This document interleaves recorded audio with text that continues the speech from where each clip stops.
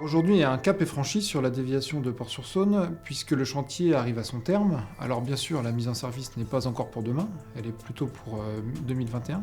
Côté Charmoille, donc on a un ouvrage qui est en train d'être réalisé au niveau de l'échangeur, puisque le tablier métallique sera lancé en janvier 2021 et l'ouvrage pourra être mis en service en mars.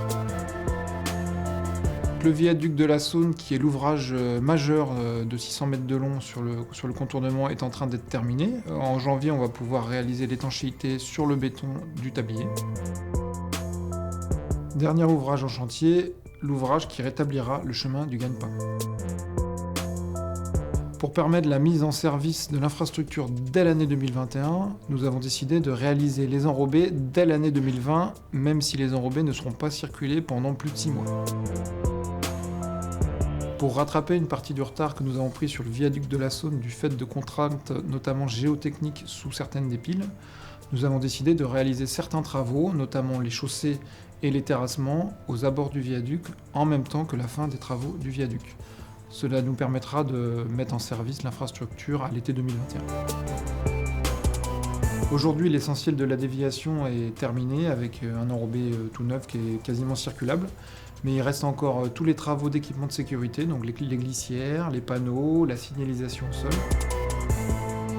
Sur tout le premier semestre 2021, même si on a une belle infrastructure avec un bel enrobé, les accès de chantier resteront fermés et l'accès au chantier restera interdit au public.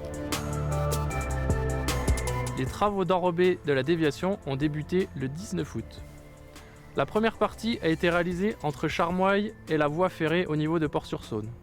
Entre mi-octobre et novembre, les enrobés ont été réalisés à l'ouest entre le giratoire et le chemin du gagne-pain. L'application des enrobés dans un temps record a été rendue possible grâce à la présence sur site d'une centrale enrobée mobile, visible derrière moi. Le dernier tronçon sera effectué au printemps 2021 lorsque le viaduc de Port-sur-Saône sera terminé.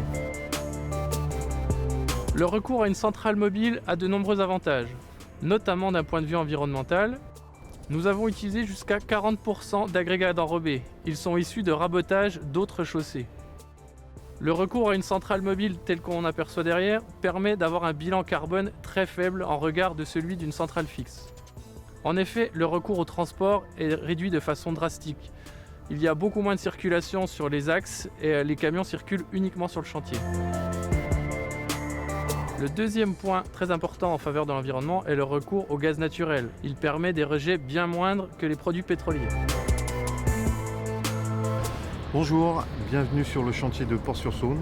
Vous pouvez apercevoir la centrale enrobée mobile qui a été mise en place pour réaliser la quasi-totalité des enrobés sur la portion du contournement de Port-sur-Saône.